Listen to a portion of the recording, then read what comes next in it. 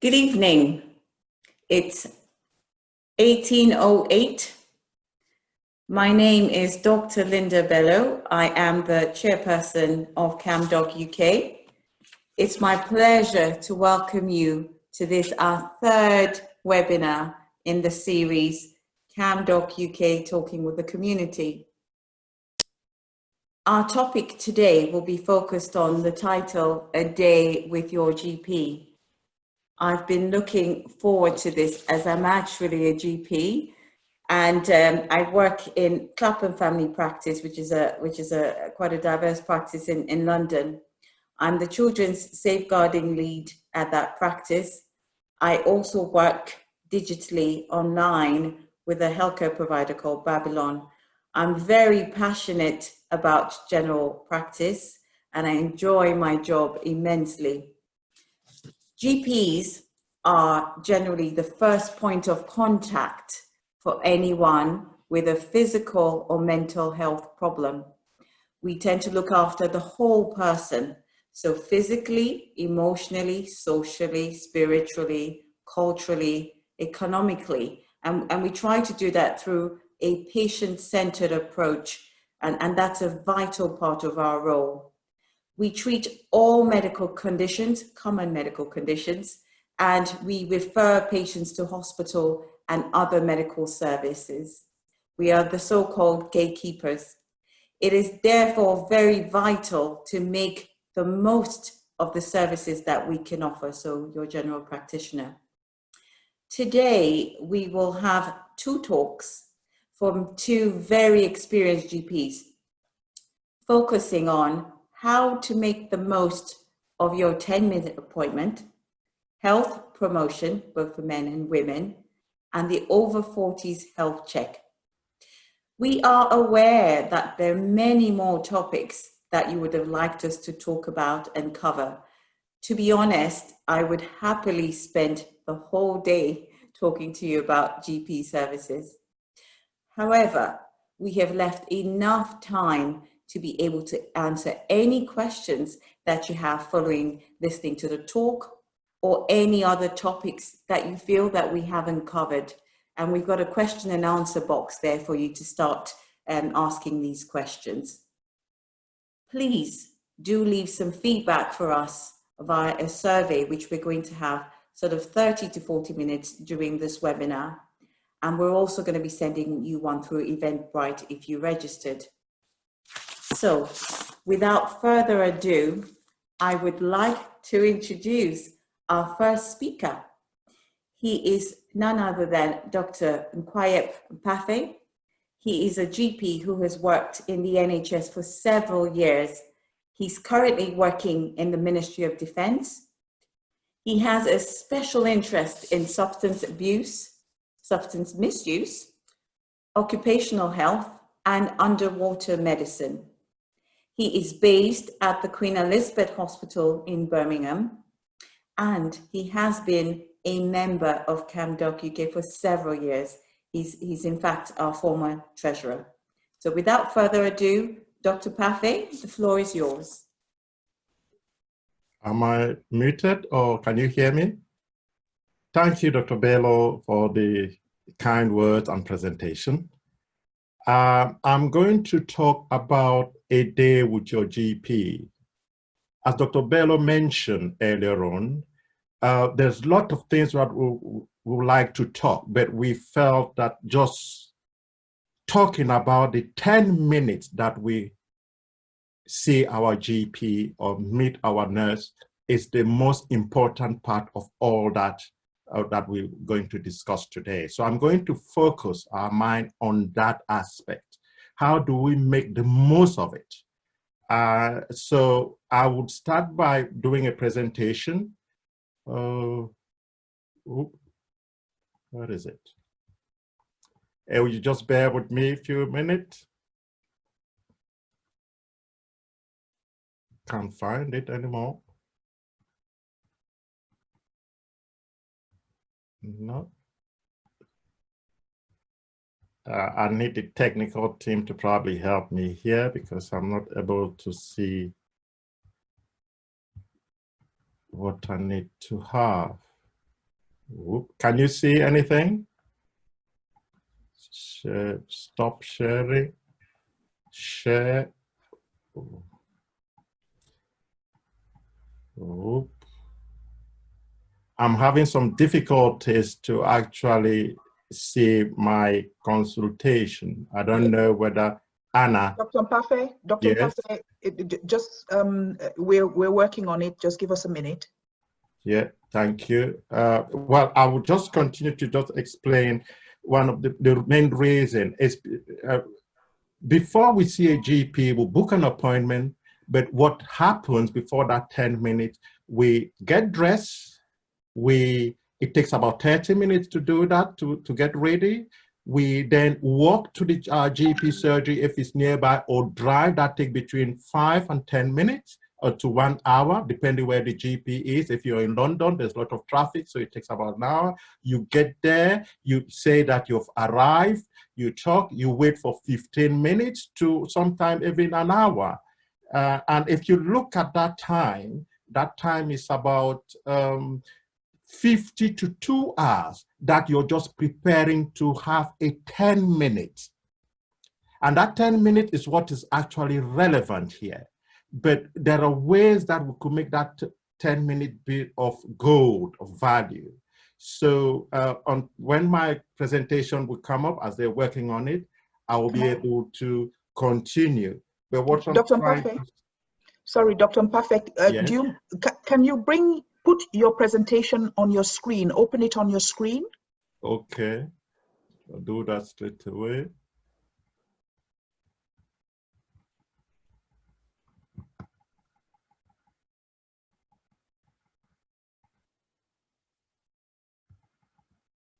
Yeah, it's on my screen. So you can share your screen now. Oh. If your presentation is open, you can share your screen now. Oh, yes, it's there. Thank you very much, Mamimo. And the rest, Now, how to make use of your encounter with your GP. Now, we are all entitled to have a GP. All of us. It doesn't depend, your status is not a problem with that. Now, meeting a GP is a collaboration. It's a collaboration between the doctor and yourself. And what does that entail when we meet a GP? It's a conversation between you and the doctor. The GP would like to know about what you want from him, what your worries and concerns are. What do you think is the cause of your problem? How does that affect you physically, socially, and mentally? As Dr. Bello initially said, we look at holistically what is going on with the patient. And the GP would also like to have all that story. You have to remember, you're the storyteller, and the GP is the story listener. And he expects you to also follow the advice after you've told him your story. A day with your GP, as I mentioned before, while having problem with my presentation, just to show you that the 10 minutes, before that 10 minutes, there are certain things that you've spent 50 to 2 hours before you get to that 10 minutes. But what you haven't done is actually try to focus at what you want to tell the doctor. You only go there straight away. And I would like you to focus, give a 5 minute when you wake up in the morning, write a list of what is your problems, prioritize them, and so on. That 5 minutes out of 2 hours is nothing. So, and you could do that. I will touch on patient issue, and then we will discuss mental health, men's health promotion. I beg your pardon. Now, I would like you guys to follow your GP and nurse's advice. That's quite important. As I was saying before, preparation before seeing your GP is key. Write down the list of problems. You could have 30 problems, it doesn't matter, write it down. Prioritize them, and then also write what you would like the GP to do for you that day. It's quite important, because when you see the GP, the first thing you need to tell them is what you want, such as, I would like to have a sick note. I would like to have antibiotics. I would like to, you just need to tell them, I would like to have this. I want this, I want that. And then you follow, because I have headaches, breast lump, spot on my face, finger sprain, diarrhea, knee pain, you could continue. It would only take you about 15 to 20 seconds to do those two things. What it actually does, the GP knows everything that you want, that worries you about your illness. And also, he could see those who, in the medical sense, are actually very bad. Do not elaborate or expand on it. What I mean by this is, when you say headache, don't say the headache started yesterday, it's banging here. No, it's just headache, breast lump, spot. You just go through your list. The importance of the list is because those 50 minutes to 2 hours that you're going, so many things could happen to you. And when you're going to see your GP, certain things may happen. You will forget. How many times have we left the GP surgery and we thought, oh, I should have said this, I should have said that, I forgot about this. But if you make a list, you will not forget because you have the list. And sometimes the GP will take the list from you and then look through it. Thirdly, tell your GP what you think the cause might be. Do not be afraid to tell your concern to the GP or what you're worried about. Do not be afraid. And it's quite important to tell your GP that. It's also important to tell the whole story. Don't forget the small things or the small issue. They're quite important because you don't know how important it could be. The GP may agree with all of what you're saying or may tell you what you need doing after some questioning. Your GP may not solve all your problems in that first setting or on your list in one consultation, and may require multiple appointments to sort everything out. Sometimes all your list of problems could be due to one issue. I have to emphasize that what is important to the patient may be something very simple. For example, if the patient is requesting for a sick note, the example I gave before, headache, breast lump, and spot on the face, and finger sprain. The finger sprain could be the most important thing for that patient because that patient is a guitarist and their livelihood depends on playing their guitar when they're going for a gig and so on. So he would not make some money. So he would tell the doctor, I want you to sort my finger, or I need a sick note, because that is very important. The doctor will listen to that and actually solve that problem. But because they have a breast lump, the doctor will also look into that breast lump because medically it's something that is important. Patient issue.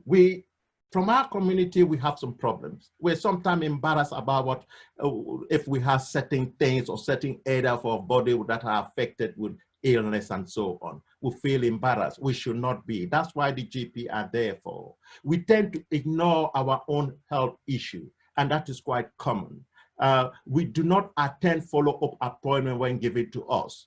We do not follow the advice given to us, which means we take, when they give it antibiotics for 7 days, we'll take it for 5 days, we'll feel much better, we don't take the other 2 days. Or 2 weeks of antibiotic, we'll take it for 7 days, oh, the pain is gone and so on, the chest is gone, we stop. No, we should follow it appropriately.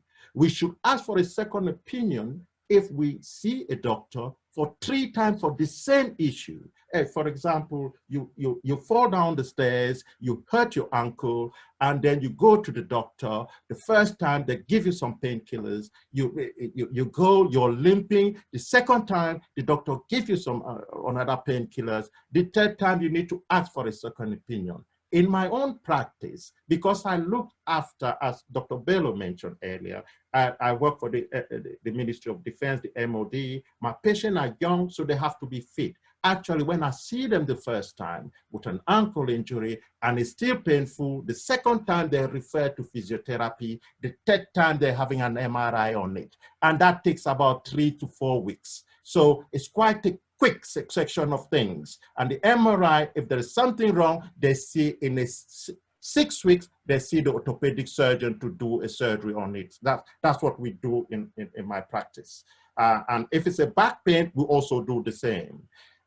So we should ask for a second opinion. I'll repeat, if we have the same issue 3 times, we're seeing the doctor 3 times, you should not wait 6 months to see the doctor for the same problem. Go straight away if it's not getting better. Change your GP if you're not happy with the services. The other thing that we face is language barrier. You have to remember, GP, we have access to translator.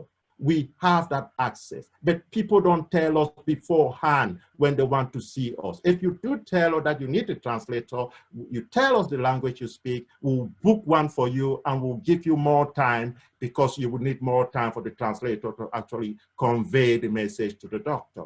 But during consultation, what is a consultation? We have several types of consultation. Telephone consultation, e-consultation, which is a new thing that came out, which is an internet. You go to the website of your surgery, there will be there that you could talk to the doctor by writing all your symptoms. It's something that I will advocate our community to use, and I will explain a bit later. The video consultation is something that we also use. In-house appointment is what we call the face-to-face. It's what you do nowadays. Now, a day with a GP, if you have 2 problems, book a double appointment. Use the e-consultation. Why I'm talking about this, I insist on that. As you could see, it's red on there. The reason I put it in red is for you guys to actually use it. Why? Because it bypasses appointments. You don't have to book an appointment. You're on your bed, in your house. That 30 to 50 minutes to 2 hours that you spend before you get to the doctor, you don't have to do it. So there's a lot of advantages to use that. And also the GP has between 24 and 48 hours to respond to your e-consultation. Ask for referral if that's what you want. You hit your knee and you want to see the orthopedic. The first thing, as I said before, I want to see the orthopedic surgeon, which is the bone man. I've got knee pain. That is it. And then the GP would assess you. Keep follow up with nurse and the GP. See the nurse for health check. And I think Sandrine will expand on that very well, because we don't often go for health check. See the nurse for chronic disease. The nurse are the one that actually in GP surgery do the follow up with chronic diseases. And I please beg you to actually follow the nurse. This is how an e-consult looks like. This is a patient that I saw this week on Thursday. And I read the e-consult. It's just a sore throat. However, in that e-consult, I saw different things that the patient put in, and it was, I've got a bit of lump under my armpit and on the groin. That made me to call the patient. The patient put, if you could see the time which I put there, you could see that the patient put the e-consult at 7:56. I saw that patient at 10 o'clock. So it was actually 2 hours after the e-consult. So which is a good thing, because they don't need, only doctors see that, and the doctors now decide whether to see you face to face. And what she was asking was on antibiotics. As you could see, the first thing is what she wanted. But this patient, I didn't give her antibiotics because it was not needed, but I had to do some blood tests. I had to do other things because of what transpired. So it's not usually what you ask you get. We may do certain things, do things else. And this is also the continuation of the e-consult. In here, we talk about health history and QOF. The QOF things, I think it is for GP to know, is how we are paid anyway. Here you could see that AAA, which I will talk, which is a dilatation of the artery in the bowels. I will talk on it when we will talk about mental health. And you could see here on this, you could see that behind, you could see what we can do when we receive an e-consult. We could refer the patient, we could write a prescription, we could ask the patient to go and see the pharmacist, we could telephone the patient, or we could bring the patient in, as I did. Now, after saying all this, at times things go wrong. And we know people from our community have had issue with their GPs and so on. Those type of thing also happen. Unfortunately, we are not God, as you know, we're just human, so we also make mistakes. However, there are a way of doing redress. You can complain to them directly, and usually it's the practice manager or to the NHS in your region. Usually ask for a copy of your surgery complaint procedure, because all surgery have them, and use this to help you. There is help out there to help you with this type of things. Talk to Health Watch would actually would help you to that. Talk to Patient Advice and Liaison Services, which will say PALS, they also will help you, or Consumer Right Advice. Well, I would put the link, when we'll put this in our web page, and all the links would be there. You could, if you're not happy about the response that you're given, then you should actually write to the ombudsman. Every region have different ombudsman. The Northern Ireland will have their own, Scotland and Wales. The one that I put here was the English one. Now, all surgery have to promote equality. Now, the Equality Act 2010, which I think with Dr. Bello will agree, we will have some other webinar to discuss this type of thing. The Health and Social Care Act, the Freedom of Information Act 2002. It's a whole big topic that we can, I'm just pointing it out, but we cannot discuss it in this setting.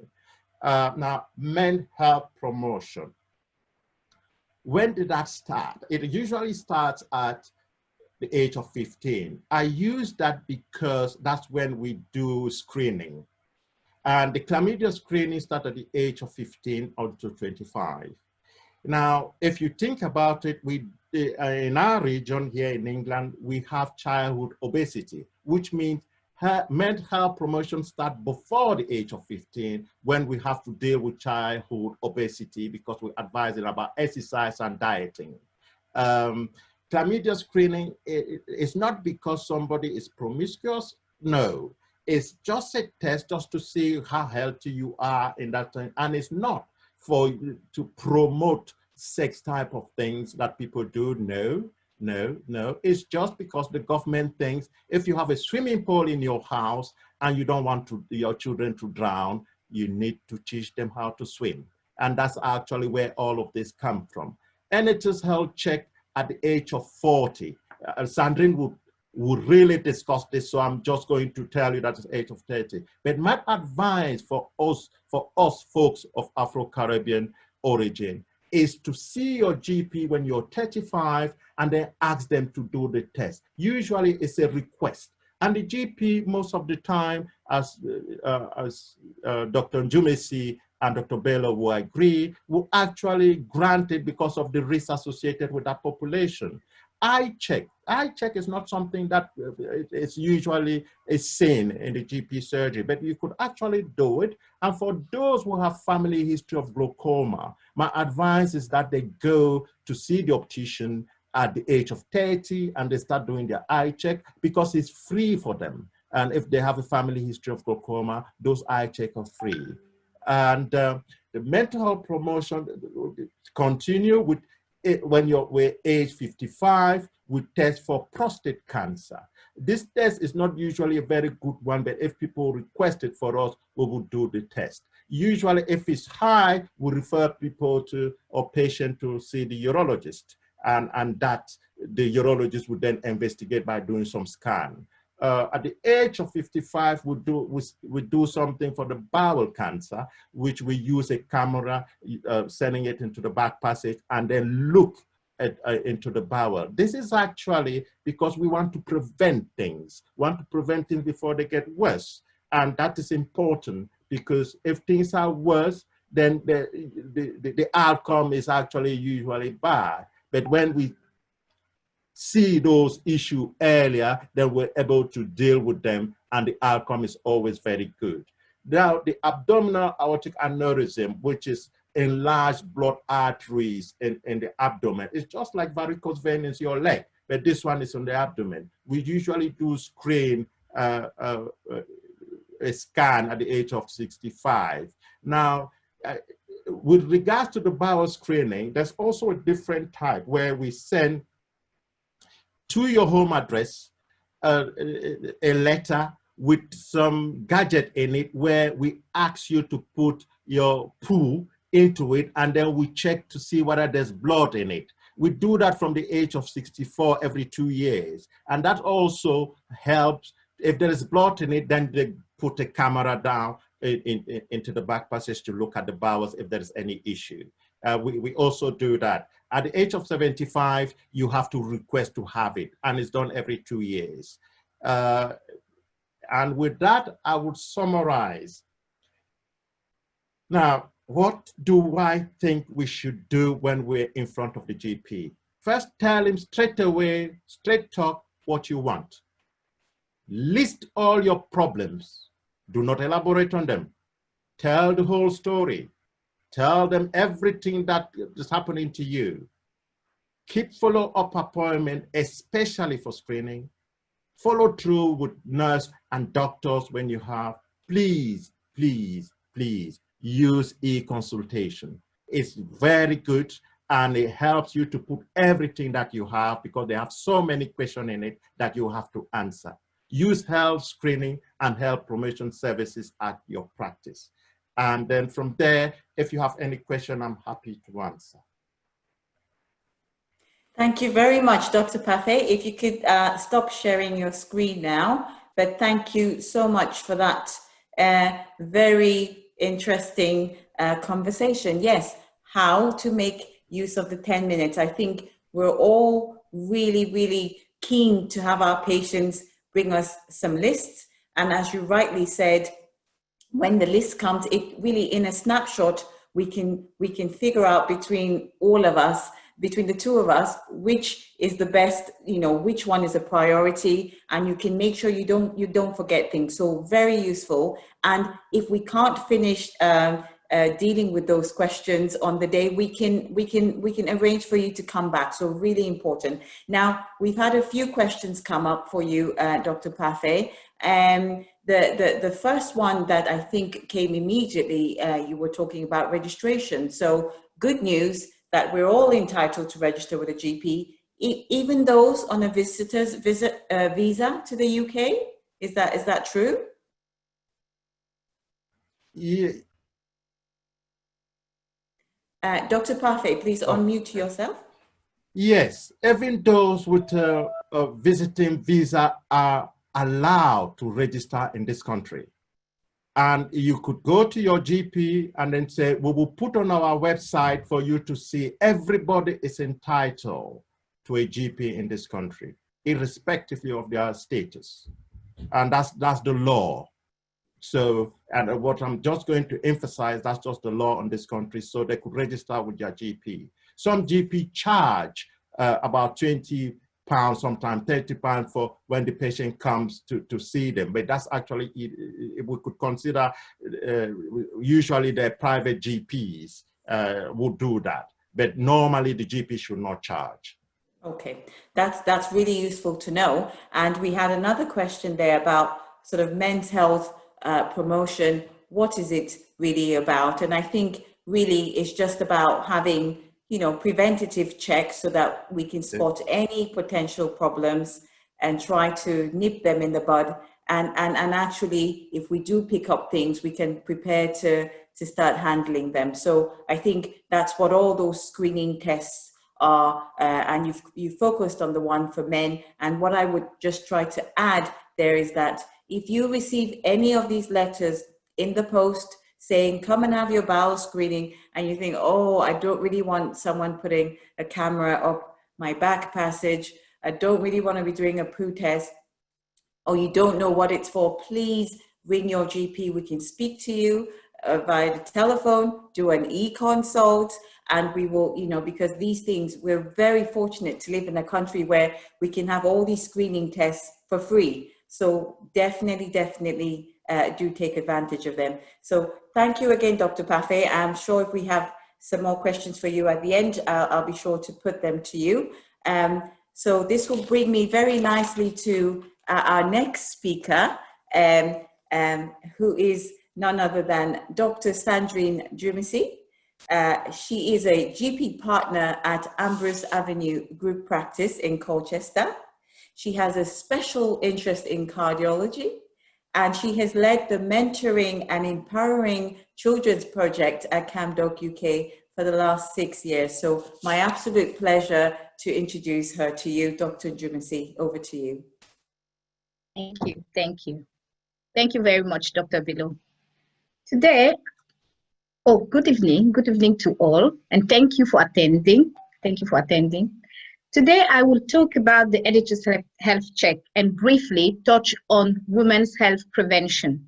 So I'm just going to try to share my slides. Just bear with me, please.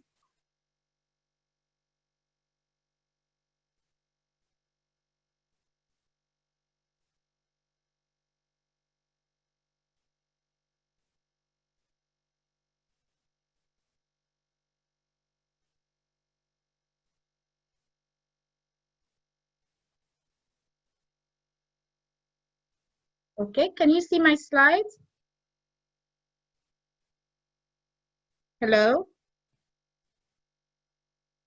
Not yet, Dr. Jumisi. Just bear with me. I think I might need help, just as Dr. Perfect, because I cannot see the little button telling me to share my To share slide. your screen. Okay, we'll get that sorted for But you. I've got my presentation open. Yes, we will sort that out for you. 1 second. So while we're trying to get Dr. Jumisi's presentation on, there's a question here from Liddy. Is e-consultation a new initiative since the pandemic? It seems really efficient. Yes, Liddy, it's yes and no. So e-consult has existed before then. A selected group of practices were using it. One of my practice, in fact, was using it before that. But with the pandemic, this became more readily available to practices with the CCG, so the local CCG, so the governing bodies telling us that we should try and use this because, of course, we were not seeing a lot of patients face to face. So any other way of seeing patients was useful. And as Dr. Mpafe said, you know, you fill in. So most surgeries that use e-consult, if you go on their website, you will see a link to the e-consult. There are a few conditions that can be dealt with e-consults. Obviously, if you need to go straight to the, you know, it might signpost you to go straight to A&E, but it's really useful to use because we have a duty to respond to you within 48 hours. And sometimes, as Dr. Pathe says, we answer you within a few hours. So it's very, very good use. And I will strongly encourage you to check your GP when you finish the webinar. Check on your GP surgery website and see if they offer e-consults. It's very useful. And I think Dr. Jumisi has got her slides on now, and I will let her begin her presentation. Thank you, Dr. Jumisi. Much, thank you. As I was saying, can you hear me? Yes. Hello? Yes, we can hear you. Thank Dr. you. Thank you. Jumisi. My apologies again. As I was saying, today I will talk about the NHS health check and briefly touch on women's health prevention. So the NHS... May I just jump in here 1 second? I'm sorry. What you need to do, Dr. Jumisi, is put your slides on the slideshow mode, because now here we can see your notes.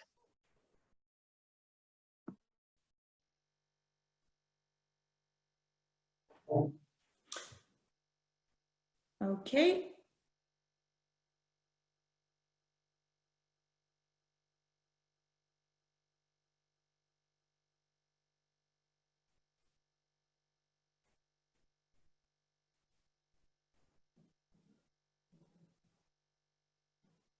Is that all right now? Yes, Dr. That Tracy? is brilliant. Yeah. Is that okay now? Yes? Okay, brilliant. Right. So the NHS Health Check, what is it? Why do you need to have it done? Who is eligible? What is done during and after the check? So I remember back home, back home from Cameroon, wealthy people used to go abroad or attend private clinics to have their health checks done. So it's a privilege for us living in the UK to have free health checks. So we should take advantage of this. So the NHS Health Check is a world-leading cardiovascular disease prevention program.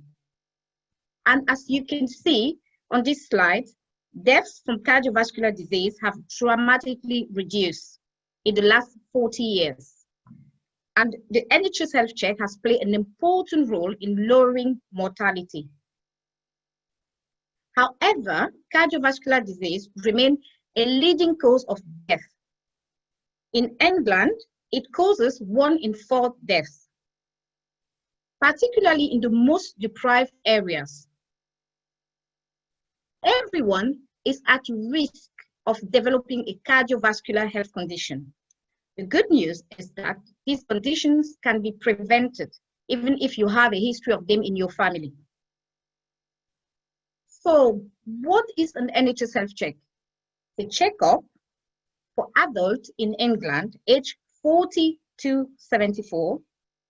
It's designed to spot early signs of stroke, kidney disease, heart disease, type 2 diabetes, or dementia. This is one of the fundamental principles of primary care, which is prevention. Whether it's back home or here, prevention, as you know, is better than cure. You are entitled to 1 free check every 5 years. Why do I need an NHS health check? Most people will be asking themselves. We know that your risk of developing a cardiovascular health condition increases with age. There are other risk factors, such as being overweight, lack of exercise, smoking, high blood pressure, high cholesterol. So attending your check will help us identify these risk factors. We can then work with you to lower your chances of developing these health problems in the future. Even if you're feeling well, it's worth having your NHS health check now. So what is eligible? People who do not already have a cardiovascular health condition are eligible.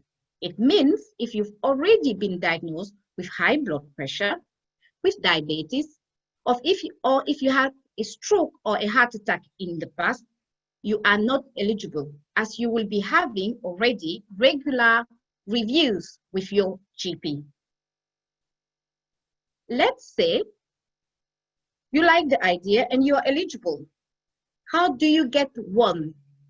So you might receive a letter from your GP or your local council inviting you for one of the free NHS health checks every 5 years, sorry. So you can also contact your GP surgery to book a health check. And I would recommend that Afro-Caribbean book for this health check earlier than the age of 40, just as my colleague, Dr. Parfait, mentioned. And I will explain a bit later on. You've received your invitation letter, book your appointment. What happened next? Usually, the NHS health check can be done by a nurse or a doctor. It takes only 20 to 30 minutes. They will be asking you simple questions, such as your family histories, some medical conditions in your family, if you smoke, how much alcohol you drink, or if you do any physical activities. Your weight, your waist, and your height will be measured. Your age, your gender, and ethnicity will be recorded. Your blood pressure and your pulse will be checked. Blood tests will be done to look for cholesterol, the level of cholesterol, your sugar, or your kidney function. With all information you have provided, your doctor will be able to calculate your cardiovascular disease risk score, which is an estimate of how likely you are to get heart disease or have a stroke in the next 10 years.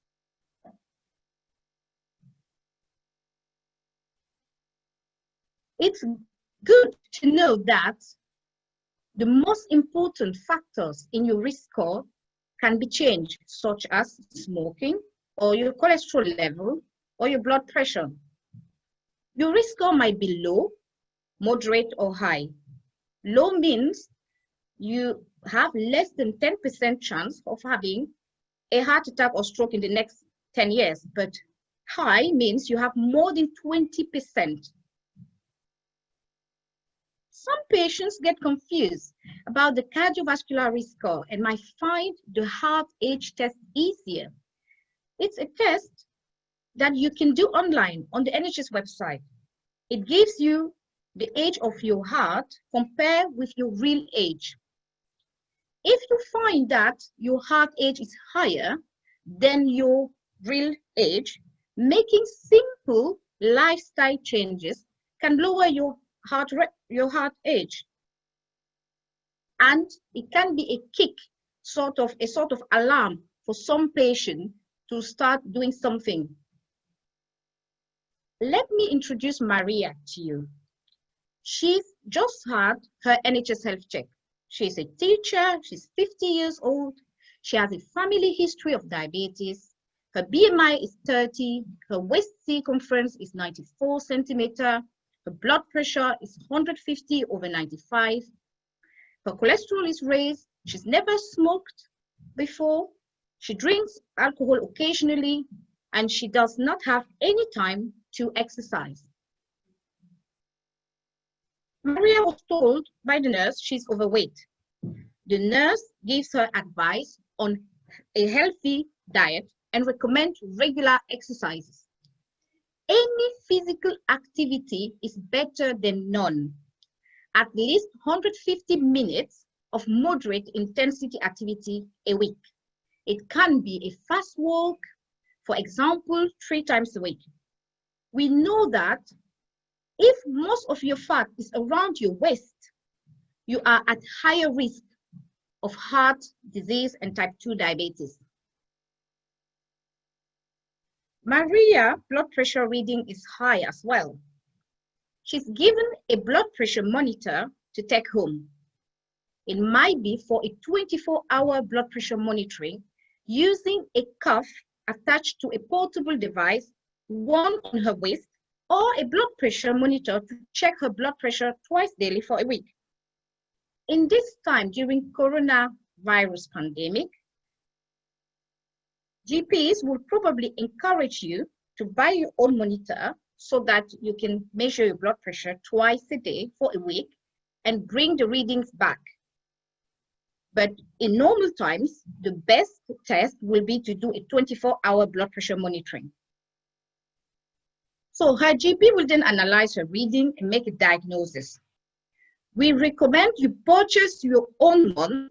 You know that the electronic monitors with an upper arm cuff are reliable. And some can even record the readings for a week, and they are not much more expensive than the others. Now, we know that Afro-Caribbean people tend to develop hypertension at earlier age than white people, and the blood pressure tends to be higher. This is why I mentioned that we will encourage people in the BIM community to book their NHS health check earlier than the age of 40. Now, unfortunately, after her GP had a look at her readings, Maria is diagnosed with hypertension. This is an opportunity for her to do something about it by losing weight, by being more active, reducing her salt intake, and for others who drink a lot more alcohol, reduce the alcohol intake. She will also be given a medication. Well, Maria is also told that her cholesterol is raised. The nurse recommends a low-fat diet. If her risk score of having a heart attack or stroke in the next 10 years was more than 10%, she might be started on some medication. Well, this is not, Maria did not have a lot of good news, did she? When leaving the surgery, she's quite upset. She's telling herself, I agreed to do this health check, and now I'm told I'm at risk of developing diabetes, I have hypertension, a raised cholesterol, and I've been started on 2 different medications. What has changed in few hours? I still feel well.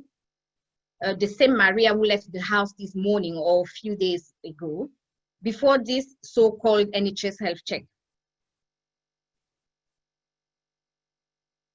Maybe I should just have stayed home. These are probably thoughts in Maria's head.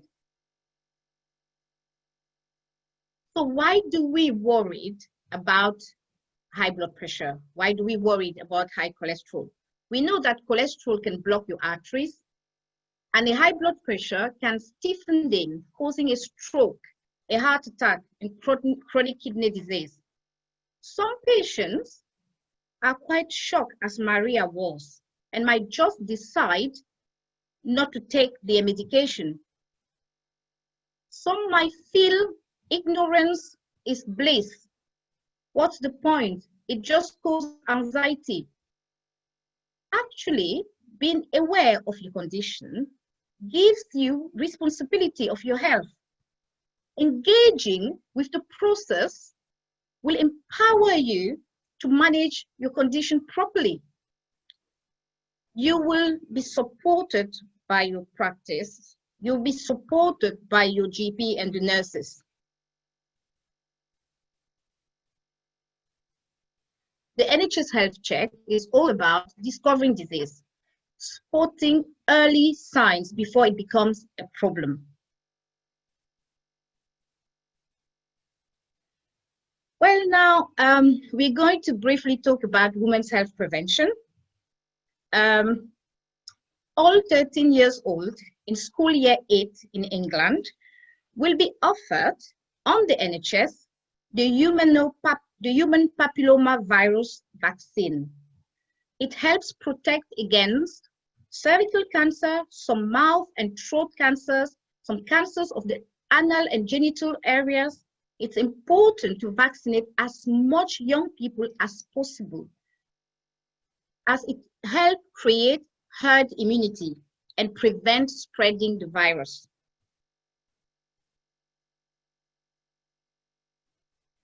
There are different screening programs available on the NHS.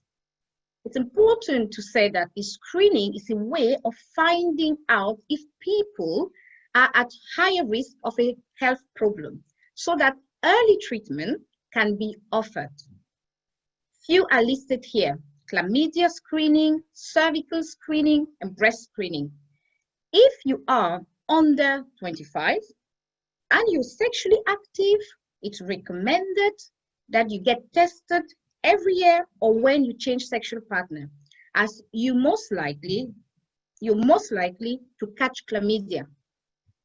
You can get tested at a sexual health clinic, at your GP surgery, or you can order one of these kits online, and they will testing kits, and they will send it, they will deliver home. Cervical screening, commonly known as the smear test. Check the cells of your cervix, which is the opening of your womb from your vagina. It's not a test for cancer, it's a test to help prevent cancer. Breast screening aims to find cancer in the breast early. It uses an X-ray test called mammogram to spot cancer when you cannot feel it or even when you cannot see it. Independently to screening, we encourage women to palpate, self-examine their breast regularly. And if they feel or if the breast feel different, or if they can feel a lump, to contact their GP. Please find a link of a video here about how to self-examine your breast. Finally, today's main message is about the importance of prevention. Here are a few key takeaway messages. Please take advantage of the opportunity we have in the UK. Book your NHS health check if you have not done so yet. Attend your screenings as well as your reviews set by your doctors and nurses. When you are invited, do not ignore these letters. Prevention is better than cure. Thank you very much. Thank you so much, Dr. Jumesi. That was a very brilliant presentation. We ended with the key message there, which Dr. Pafe had in his presentation as well, about prevention. You know, as GPs, that is one of our main roles. Is, you know, we're preventing you from trying to get these illnesses that mean that we have to refer you to a hospital.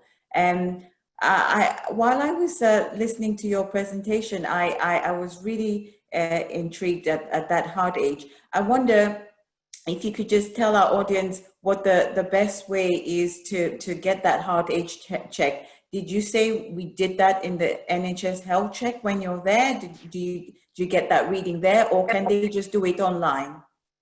We can do it online. It's available on the NHS website. It's also available on the Heart Foundation website. So it's widely available. It's quite easy. They will ask you a few questions, almost the same we discussed earlier. They probably ask you for your blood pressure readings as well. And the good things about it, they will give you some advice as to how to lower your heart age. Perfect. So perhaps a good idea then, when you go for the health check, is that you write some of those readings down, isn't it? Like your blood pressure, in case you have to use it to calculate your heart age, and also so that you are aware of what your blood pressure is as well. Brilliant. And back down to screening tests, HPV, always, you know, it's one of the new ones. I've got a question here saying, no chance of me letting my 13-year-old daughter or son see the GP without me present. What are my rights? Dr. Jumesi. Well, is that specifically about the vaccine or in general? I think it's in general, but probably came up with when you mentioned the vaccine.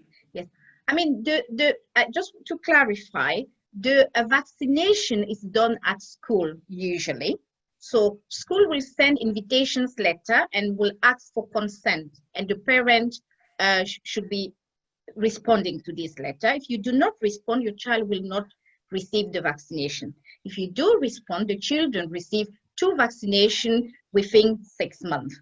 Now, with regard to the question, no way I will not be letting my 13 years old see the GP.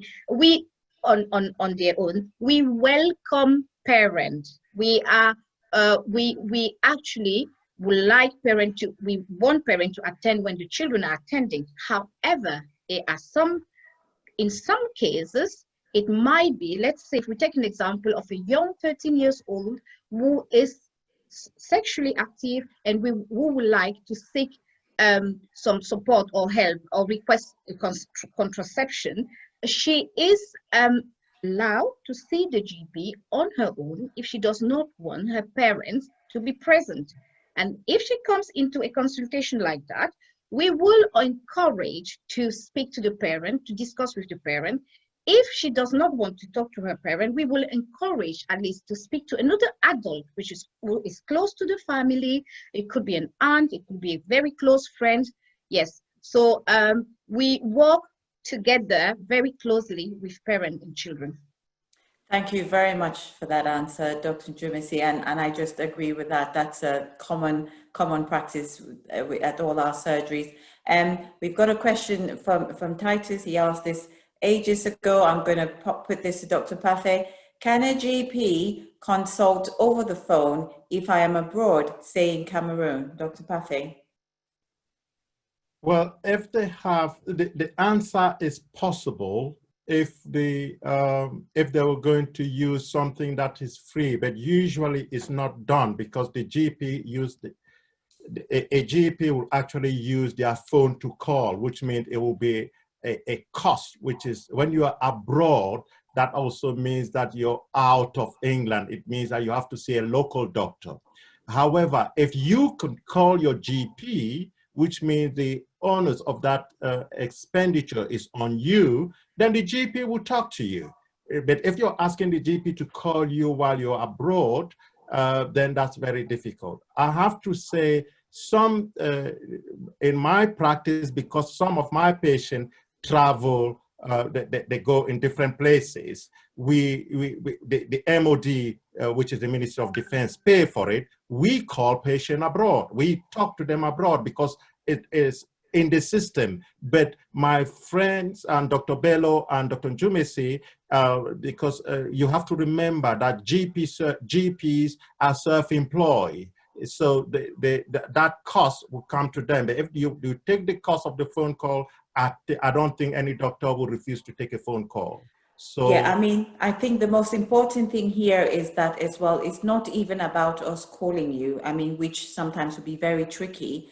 Once, in terms of what we are covered to do as doctors, of course, we can try and give you advice, but we're not covered to treat you when you are in another country, especially if you're going to be living there for more than 2 or 3 months. We certainly can give you advice. We certainly can tell you you need to go and speak to a doctor, but we certainly would not be able to prescribe anything for you because, you know, that's not something that we're allowed to do. But as Dr. Pafe said, I do have a lot of patients, they go to France, they go abroad, they manage to call us, we pick up the phone, but we cannot prescribe for you. We can certainly advise you and tell you what you need to do there. So don't feel that you're completely, we're completely going to leave you in the lurch, but just to know that a lot of things that we could do if you were here in the UK, we might not be able to do just because you're out of the country.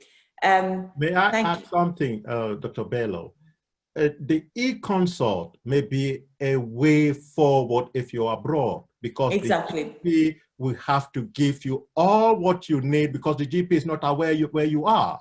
And using the e-consult will probably bypass that. So that's why I said we are advocating, myself, Dr. Bello, and Dr. Jumesi, for people to use the e-consult. They will give you advice, and then you will use the advice to go to your local doctor in the country where you are for them to help.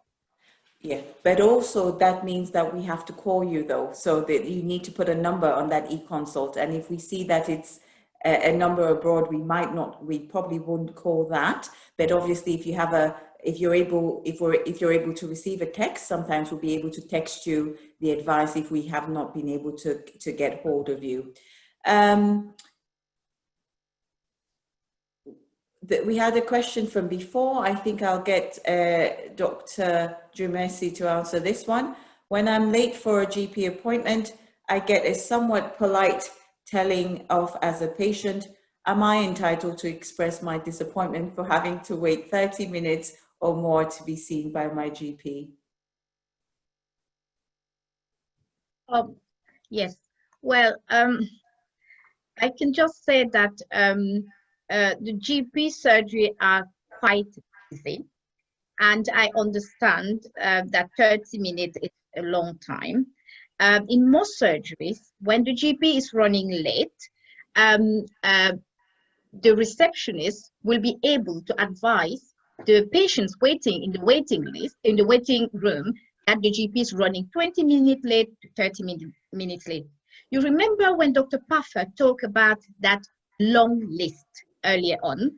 Now, sometimes or most of the time, we get patients, they will come with a runny nose or a cough, and as they are about to exit the room after 15 minutes, they will let us know they're short of breath. And this started suddenly 3 days ago. Now, our duty as doctors is to make sure, because this is quite a serious concern, is to explore that and make sure that we address that properly. Now, the patient had 10-minute consultation, so we might overrun to 20, 30 minutes.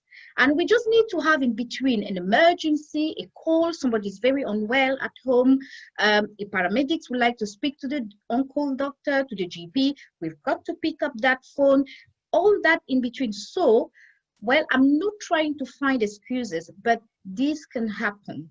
And really, we will just apologize and make sure that when you come in, if you need that extra time, we're able to give it to you. Thank you. Yeah, well said. And I think they do sometimes, I think she was also concerned that sometimes, obviously, if a patient is more than 10, 15 minutes late, then of course we tend to say, you know, sometimes we say, well, we can't see you. But I think most of us are very lenient with yes, it. I mean, yes, really, we will say we cannot see you when it's longer than that. And I do understand some surgeries might be different, especially if they have a lot of patients who do not attend their appointment, or you know. So yes. Perfect. And just to go back to my answer to the last question, of course, when you're abroad and you want to speak to your GP, if you have your phone on roaming, we will call you. A lot of the times I call and I can hear the roaming tone, but we would still be able to call you. So it's only when it's specifically a number from abroad, which I've had before, where sometimes we will not be able to call you back immediately. But yeah, with your roaming, it should be fine. Question for Dr. Jumesi again, specifically addressed to you. Thank you for the interesting presentation. But with the pandemic and its effect, what has your practice put into place differently to ensure that patients don't miss these vital checks? What would you advise the patient to do? Would you think that these are not important things to do right now, or would you be telling them to still do them, to do the health check? That's, yeah, with the pandemic. Yes, yes, very good question. With the pandemic, we during the lockdown, we have not been doing the NHS health check, because it's a health check, it's not an emergency. And the pandemic meant that there was a high risk of, you know, having the coronavirus. So everybody was in lockdown. A lot of routine examination or screenings or requests were literally stopped. As you could get from the news, some cancers referral were delayed. So the NHS health check were not done. We have restarted in the last 2 weeks doing some routine blood tests. You remember I told you about patients who are already diagnosed with heart conditions, diabetes, and so on, and they need to have annual blood checks. Some patients need to have 6 monthly blood check. We have restarted that. And actually, if somebody calls, because the lockdown is easing, we will book them for the NHS health check. I mentioned earlier, we are encouraging people in this situation to buy their own monitors, okay? Just for the, you know, to make sure that we can control the COVID-19 situation. We will then arrange for you to come, have your weight done, check your height if we have. We will already have that, because when you register, we check your height. For children, we can check it again, and we will then organize a blood test for you. So it will be a case of getting in and out and having a telephone consultation with your GP when the results are ready. Thank you for that, Dr. Jumesi. We have another question here that I think Dr. Pafe would be really good at answering. I travel a lot. What are the best pieces of information I need to carry with me just in case?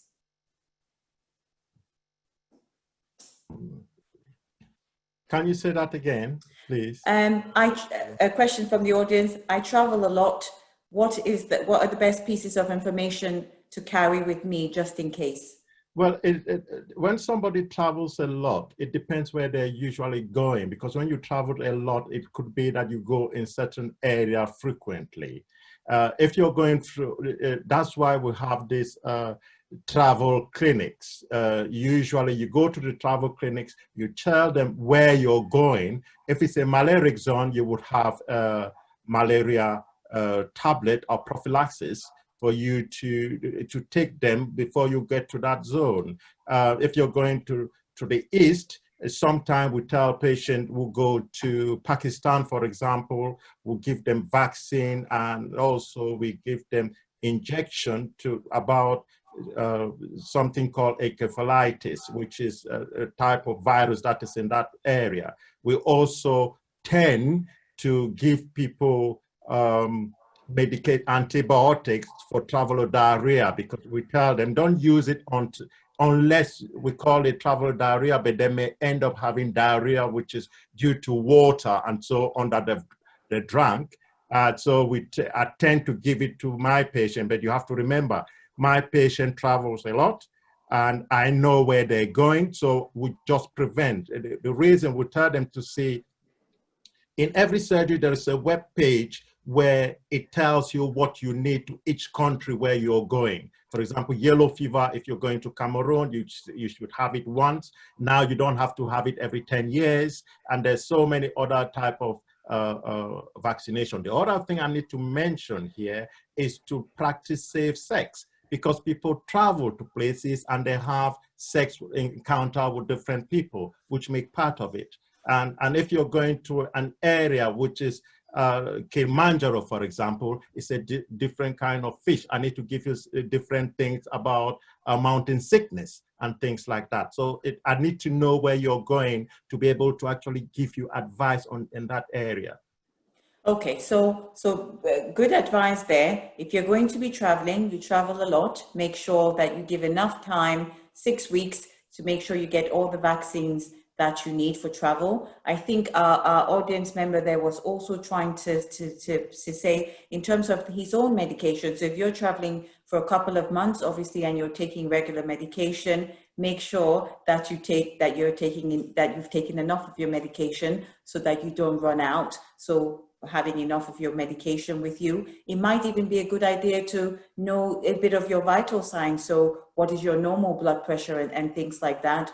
If you've had some blood tests done recently, it might be worth having a copy of that, because you never know what might happen to you when you've gone to another country if you become unwell. So I would suggest having a little file there with just your basic information there. I have a few patients, they come with me, they have a summary of all the things that have happened to them. It really makes my life a lot easier, because sometimes we've not received all of the notes from the previous surgery. So I would definitely advise that if you're traveling a lot, you might be seeing different doctors, just have a brief summary. These are my medical conditions, these are the medication I take, and of course make sure that you have enough supply of your medication when you're away.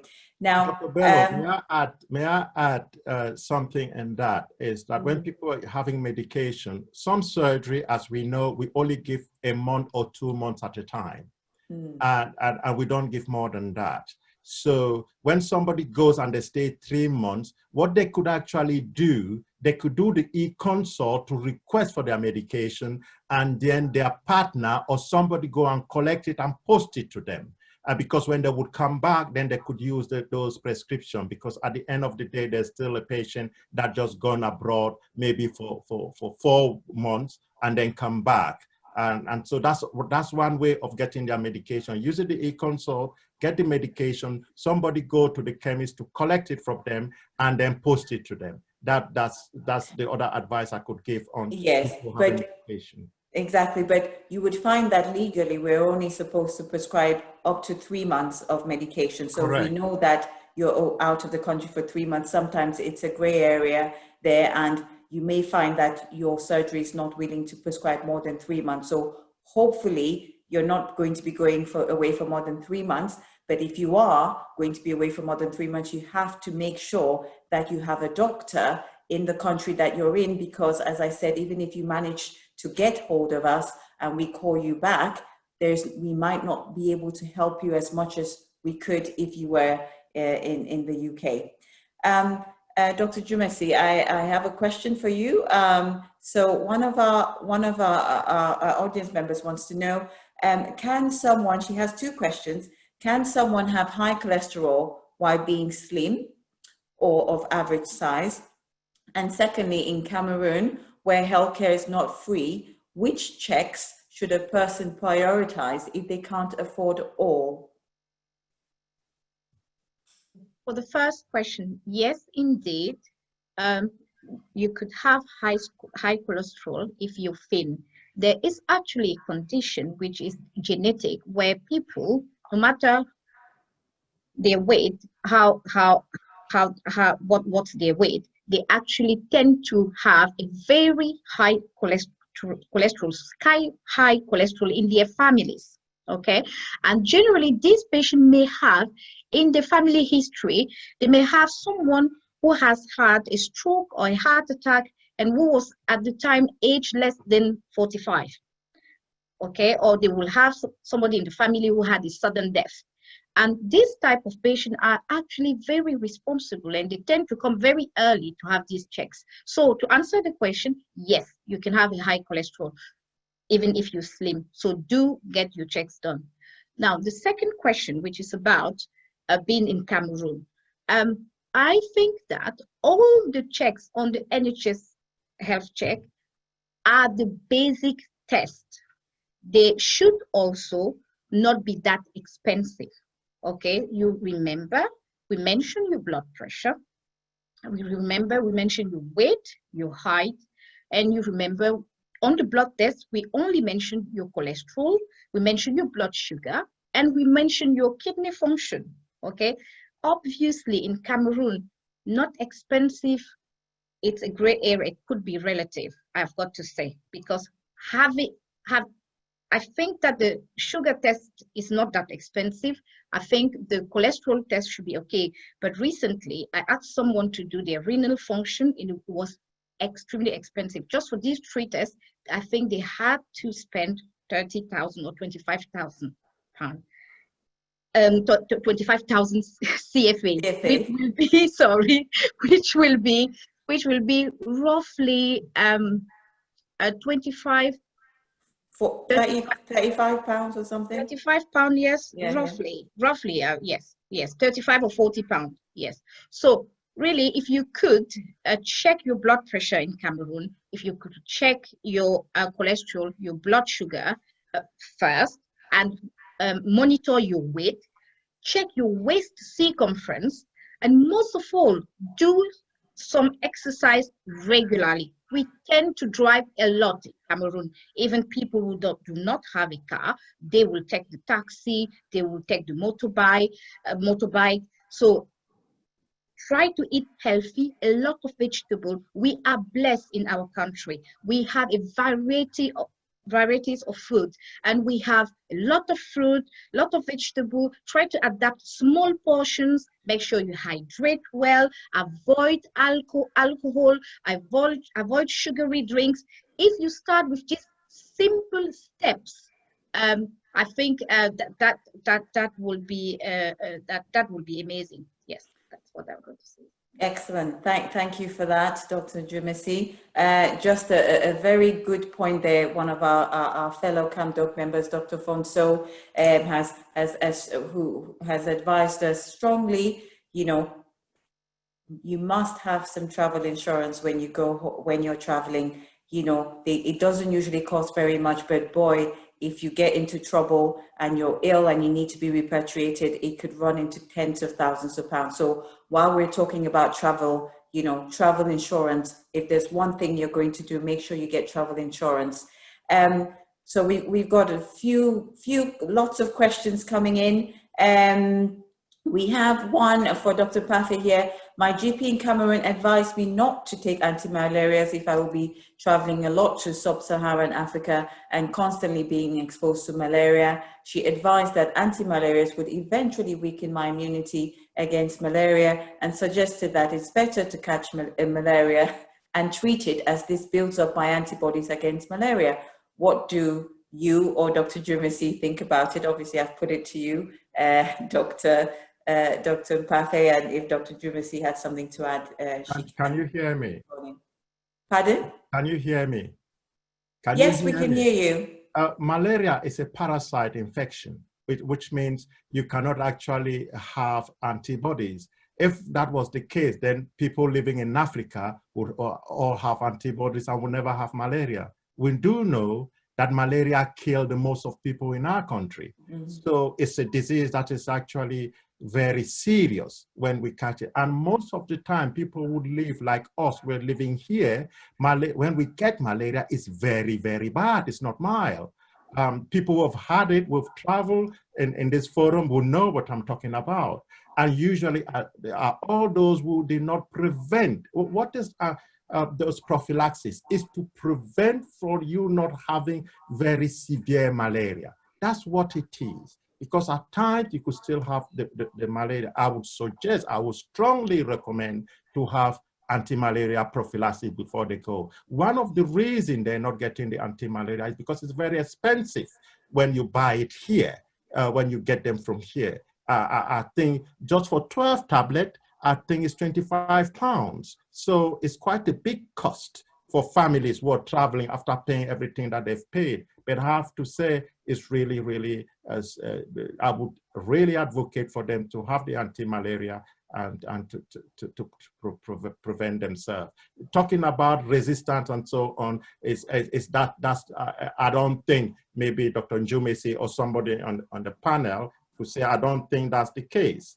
When it's an infection, it's treated. People who are a bit resistant to malaria are those with sickle cell trait, which we do have. So you have to have a genetic factor to actually be, or a family trait factor to be resistant to malaria, but it still does. Yeah, those. Thank you.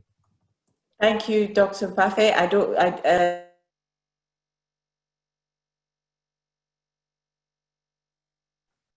Unmute yourself, Dr. Bello. Unmute yourself, Dr. Yes, Bello. I have done that. Thank you. Yes, I was saying thank you for that response, Dr. Pafe. I was wondering if Dr. Njumisi had anything to add to that. If not, I have one more question for her before we start wrapping things up.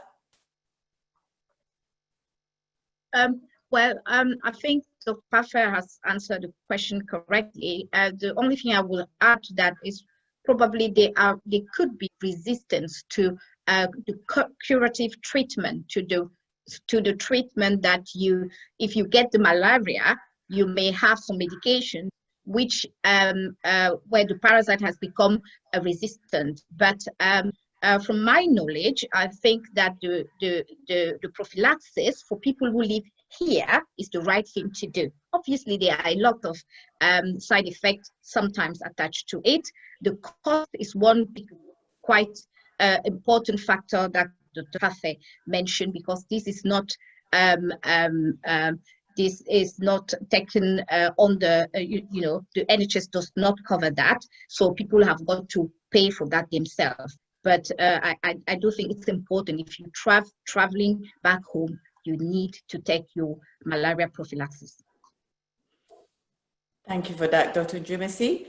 We've just had a brilliant response to one of our questions from one of our CamDoc members here, Dr. Celestin, and he was telling us about other things that he thinks should be done in Cameroon. So in absolute terms, he's saying a cervical smear, trying to have some form of breast screen mammography, prostate surveillance, in addition to everything else that we have just mentioned. So thank you for that, Dr. Celestin.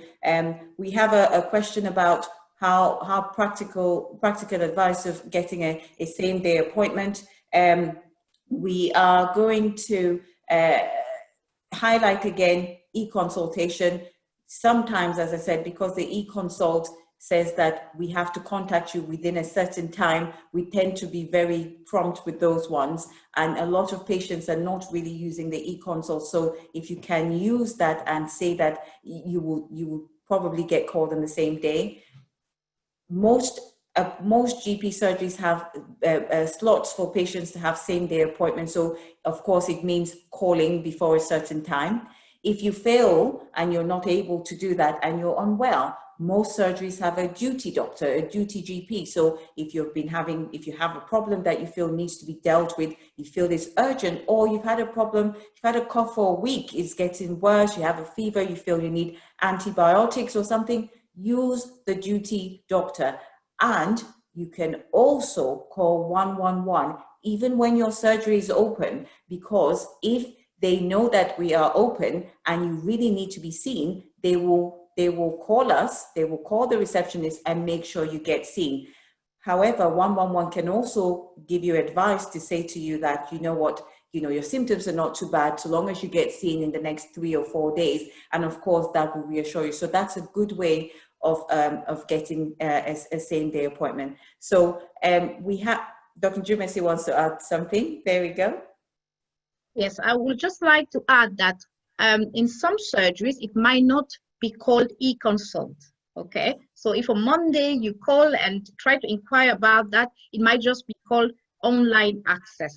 Okay, so generally they will be, when you register, when you fill a form to give consent to be able to do certain things, that's the same things with the prescription, and you will have filled the form to say that you're able, if you would like the GP to contact you by email and so on, and you'd like to take advantage of the service. So online access, you can literally put down all your symptoms on an email and send it. There are receptionists who can pick that up, and then they direct it straight to the doctor, and the doctor will actually decide to put you on their list and give you a ring. Okay, that's one thing. The other thing is that at the moment with the coronavirus pandemic, what we've been doing a lot of triage. That actually means when the patient calls in the morning, they put on a list and we will call them back. So please do not feel disheartened if you call for an appointment face-to-face and you're not given an appointment and you say, oh, these GPs, they've never got appointment, they won't see me. No. If they offer you a telephone consultation, take the telephone consultation. You will discuss with your GP or your nurse practitioner about your concern, and they will decide what to do. We find that it actually works brilliantly, because then sometimes we can arrange for an ECG to be done, we can arrange for blood tests, for urine analysis, and then we see the patient, examine, and start the management. So please, sometimes if things don't work the way you felt it should, just drop us a message, contact the practice manager. If you're not happy, have a conversation with us. There is also what we call patient PPG groups, patient participant groups. So you can actually, yes, you can actually be part of this group where you can influence the management of the surgery. You will be able to get into conversation, into meetings with GP, and influence what is happening. Okay. And lastly, if you feel that your GPs are not receptive, they are not engaging with you, and you've tried to address your concern, you could write to NHS England. They will contact your GP, and your GP will definitely get back to you. Yes, and Dr. Voma really helpfully mentioned that, there are always walk-in centers as well. So we have lots of choice. A walk-in center or a walk-in center, you can walk in and you can get seen as well on the same day. Anything that you feel is an emergency, you go to A&E for that. That's what A&E is there for. But of course, you can always try to see if you can speak to us first. So it's now 7:31. I think as we started late, we have just we can answer one more question, and then we will wrap things up for the evening. Dr. Pafe, did you want to say something? There was something that we talked about earlier on that I would like to say. You remember the question about if my 13-year-old daughter goes, can she be given medication, which Sandrine actually answered. I think the other thing I was going to add on that, which I forgot, was about the Gillick competency. What is that? Or Fraser competency? Is that sometimes the GP, if the GP thinks that the patient is actually competent between the age of 13 and 16 to make that decision on their own, they will not contact their parents. However, GP don't tend to do that. We tend to do what Sandri said. However, this GILIC competency applies in abortion clinics a lot. They don't want the parents, there because they only go with the patient itself. And that's why I just want to say, and if your child is going to sexual clinic and so on, they will just see whether she's competent, and if she's competent, then they will ask her to make the decision. I just wanted to add that, which I forgot. Okay. It's the law of the land. It's the law of the land. Okay, so we end with one question there. From Canada, Quebec. Docteur Sandrine, si je voyage pour le Cameroun, comment éviter que mes jeunes enfants contractent la dysenterie? Je ne peux les surveiller 24/7. Can you translate that, as your French is better than mine? Well, if I'm traveling to Cameroon, how could I prevent my children to get dysentery? Well, diarrhea, probably that's what he meant. Actually, well, will be simple measures such as washing your hands, making sure the children always wash their hands, avoid eating uncooked food, making sure they drink clean water. It might happen that they get diarrhea, and if they do, what's important is to make sure they are hydrated. What is important is to check their stool. Is there any blood or not? Because if there's blood, or if they have high temperature, they need to be seen really urgently. And if they are vomiting on top of that, and they're not drinking well, also, if they're not passing enough urine, they need to be seen as soon as possible. But to answer the question, simple advice: wash your hands regularly. Do not eat any uncooked food. Peel all the fruit before eating the fruit. Yes, yeah, that's it really. I'm not sure if Dr. Parfait has anything to add on to that. Before you, oh, sorry. On mute. Sorry. I would just want to say, if you tell your children that they only have to drink bottled water, that they have to drink something in the bottle that you buy, if you buy a lot of water and then they'll only use that, and you tell them. But as Dr. Jumesi said, unfortunately, at times they play with other children. They may have something, and then that the dysentery or diarrhea might happen. So yes, it's something to be aware of. But as Dr. Jomisi said, actually see the local doctor as a matter of urgency when that happens. Yes, and it's important to have rehydration salt with you when you travel to Cameroon, so you can then actually, if they start having diarrhea, replace the fluid and the salt properly. Okay, while, as I said, but assess the situation. Is that if they are not drinking well, they're not passing enough urine, if there's any blood, if there's any high temperature, if they look different, they're not themselves, they, or they look unwell, they need to be seen as soon as possible. If I'm not mistaken, from Canada, they're able to get some medication on antibiotic through their health system, which you could also get that as a travel pack to take to Cameroon. Yes, Dr. Parfait, I do agree with you. They're able to get that. However, with antibiotics in children, in general, antibiotic, not just children, I will not recommend to start any antibiotic. No. As that could be falsely reassuring. Yes. Okay. Yes. I do think it's true that sometimes ciprofloxacin is used for travel diarrhea in some cases, but I will not recommend to use the antibiotic. Really. I think I agree with you, is that when they have it, they have to see the local doctor. Yes. If the local doctor then tell them you need this, then they already, if they have some, they could show the local doctor. That's actually what I always advise my patient. You could show the local doctor and say, oh no, that's very good, use it. Then you use it, because then you've been giving the thing to use it. Because in my practice, I've got young guys travel abroad and so on. And what I do we usually give them azithromycin, travel diarrhea, and when they have, but we still tell them, if it's bad, look at the local doctor, and the local doctor will advise you. And when they advise you, show them the medication that you have. They will say, oh, no, take those one, they're very good. Because sometimes it's also being confident about the medication that you buy. So that's one. And I agree with you to take those salt type of which you buy in chemists or supermarket. They're very cheap, and you take them with you, and so on. Thank you both. Don't forget to take malaria prophylaxis for all the children, and they have to have that. Thank you both. So to end, I will just answer one more question that was on the Q&A that had been answered.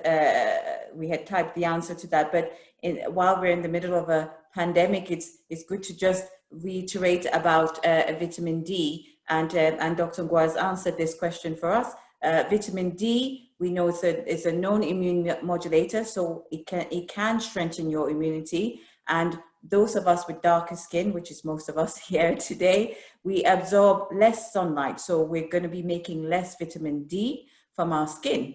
And it has been shown that people with less vitamin D in their blood have a severe form of respiratory infection. It is also believed by association that a lower level of vitamin D can lead to a more severe form of COVID-19. So the take-home message is that take vitamin D. If you're not sure what your vitamin D levels are, ask for it to be checked. If you've ever been deficient in the past, you should be taking some vitamin D supplements, especially during the winter months when we're not getting the sun. If you need any information, and there was another question about whether you can trust everything from your GP, a very good source of information is patient.co.uk. So that's www.patient.co.uk. In fact, I and several of my colleagues do use the website when you've come in to see us, because they have very useful information leaflets and on how to manage simple medical conditions. You can even go on that patient.co.uk, and before you come to the surgery, do a little research. And then when you come to see me or any of my colleagues, say, well, and I hear this all the time, well, doctor, I went on Google and this is what it said. And actually, if you go on patient.co.uk, you will get very, very good information. So I think I'll end it at that. I want to thank all of you for being here today and for all the questions that you asked. I want to thank my panelists, Dr. Jumisi, Dr. Mpathe, for their brilliant presentations. We're going to put them all on our website, www.camdocuk.org. Please follow us on Twitter, Instagram, Facebook, and subscribe to our YouTube page. We've also got an Eventbrite page. And if you subscribe to that, you will get any notifications about upcoming events. We also have a question and answer button on our website. I'll repeat it, www.camdocuk.org.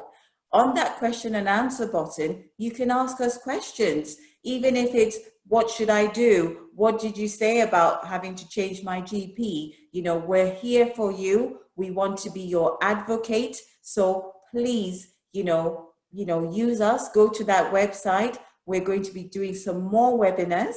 The next one is scheduled for the 1st of August at the same time. It's going to be entitled Flying During COVID. We all want to go on holiday. Is it safe to do so? And I'm proud to say that we've got one of our very own CamDocUK members, Dr. Fonso, will be on the panel for that.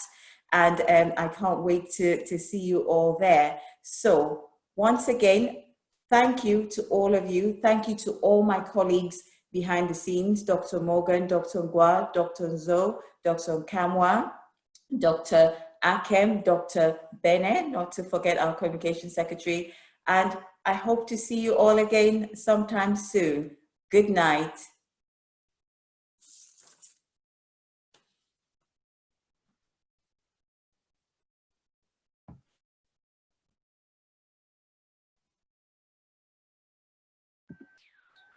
Linda, remind them.